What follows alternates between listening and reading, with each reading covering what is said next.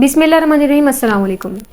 आज मैं बात करूंगी एक्नी का इशू मोस्टली टीनेजर्स में देखने में आता है, लेकिन अक्सर ख़वातीन में 20 से 30s में भी एक्नी का इशू ज़्यादा देखने में आता है।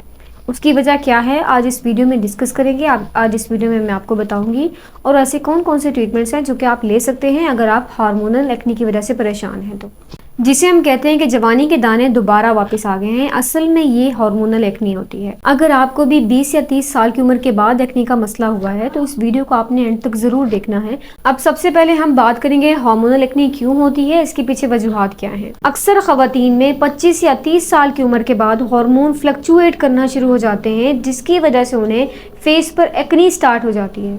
कभी कभी हार्मोनल एक्नी अंडरलाइंग इश्यूज की वजह से होती है, यानी आपके अंदर कोई मसला चल रहा होता है, जैसे कि इंसुलिन रेजिस्टेंस या पॉलीसिस्टिक ओवरी सिंड्रोम, जिसको पीसीओएस भी कहते हैं, जिसमें आपके मेल एंड फीमेल हार्मोन का बैलेंस खराब हो जाता है। बॉडी में फ्री टेस्टोस्टेरोन और एंड्रोजन ज्यादा हो जाते हैं, जिसकी वजह से ना सिर्फ आपको फेस पर एक्नी का इशू होगा बल्कि दूसरे सिम्टम्स भी नुमादार होना शुरू हो जाएंगे, जैसे कि आपके बाल गिरने लग जाएंगे, आपके फेस पर बाल आना शुरू हो जाएंगे, आपको पीरियड्स का इशू होगा और इसके अलावा आपको इंसुलिन रेजिस्टेंस की वजह से आपको डायबिटीज भी हो जाएगी। आपका वजन बढ़ना शुरू हो जाएगा। तो ऐसे केस में आपने गायनेकोलॉजिस्ट के पास जाके पीसीओएस का ट्रीटमेंट जरूर लेना है। अपना वजन कम करना है, उसके अलावा अपने लाइफस्टाइल को इम्प्रूव करना है। आहिस्ता आहिस्ता आप नोट करेंगे आपका एक्नी का इशू कम होता जाएगा। जब आपको एक दफा हार्मोनल एक्नी हो गई तो इसको ट्रीट करना मुश्किल होता है। जब आपके पीरियड्स आने वाले होते हैं तो उससे 10 दिन पहले आपके हार्मोन्स फ्लक्चुएट करना शुरू हो जाते हैं। एस्ट्रोजन और प्रोजेस्टेरोन हार्मोन की कमी होती है।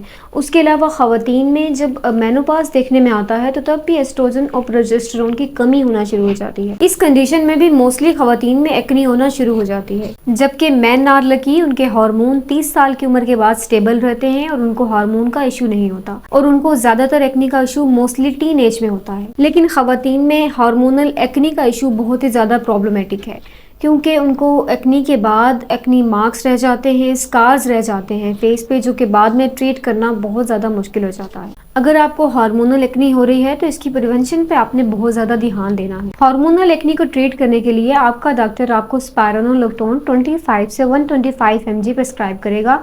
उसके अलावा आपको बर्थ कंट्रोल पिल दी जाती है या फिर हार्मोन ट्रीटमेंट किया जाता है।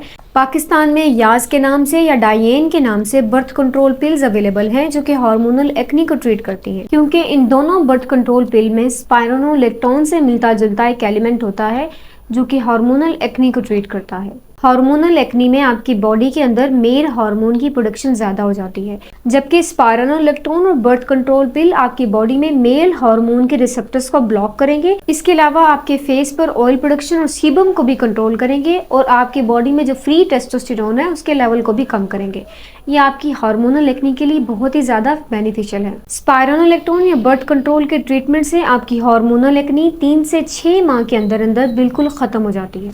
ये याद रखें, आपने ये दोनों मेडिसिन डॉक्टर की प्रिस्क्रिप्शन के बगैर बिल्कुल भी इस्तेमाल नहीं करनी, क्योंकि स्पाइरोनोलेक्टोन के कुछ साइड इफेक्ट्स भी देखने में आते हैं, जैसे कि ये एंटी डायरेटिक है तो आपको बार बार वॉशरूम जाना पड़ सकता है। अगर इन दोनों मेडिसिन से भी आपको फायदा नहीं हो रहा तो आपका डॉक्टर आपको एंटीबायोटिक प्रिस्क्राइब कर सकता है, जैसे कि डोक्सीसाइक्लिन या क्लिंडामाइसिन, या उसके अलावा आपको ट्रेटिनाइन प्रिस्क्राइब कर सकता है। हार्मोनल एक्नी के लिए ओरल ट्रेटिनाइन बहुत ही ज्यादा इफेक्टिव है। उसके अलावा हार्मोनल एक्नी को ट्रीट करने के लिए आपने स्किन के रूटीन अपनानी है। सुबह उठकर सबसे पहले अपने फेस को आप 2% सैलिसिलिक एसिड या 4% बेंजाइल पेरोक्साइड से वॉश कर लें।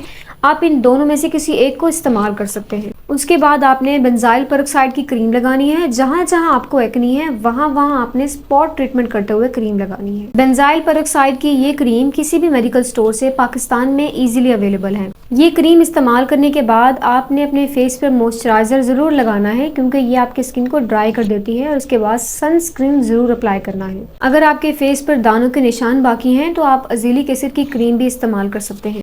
रात की स्किन केयर रूटीन में आपने सबसे पहले अपने फेस को वॉश करना है, फिर 4 से 5 रातें मुसलसल आपने ट्रेटिनॉइन का इस्तेमाल करना है। उसके बाद 2 से 3 दिन के वक्फे के बाद आपने सैलिसिलिक एसिड लगाना है और साथ साथ मॉइस्चराइजर का अप्लाई करना है, क्योंकि आपको जो ओरल ट्रीटमेंट आप ले रहे होंगे वो भी और जो फेस पर अप्लाई कर रहे होंगे ये दोनों आपके स्किन को ड्राई कर देंगी। आपको पता है एक दफ़ा एक्नी शुरू हो जाए तो उसके एक्नी स्कार्स बन जाते हैं, उसके स्कार्स बाकी रह जाते हैं, जिनको ट्रीट करना सबसे मुश्किल काम है। अगर आपको किसी भी उम्र में एक्नी हो रही है तो you have to take it seriously. आपने इसको ट्रीट करना है, इसको प्रिवेंट करना है, इसको जड़ से ख़त्म करना है। उम्मीद है ये वीडियो आपको पसंद आई होगी। मेरे चैनल को सब्सक्राइब करना ना भूलें। मुझे दुआओं में याद रखें। अल्लाह हाफिज़।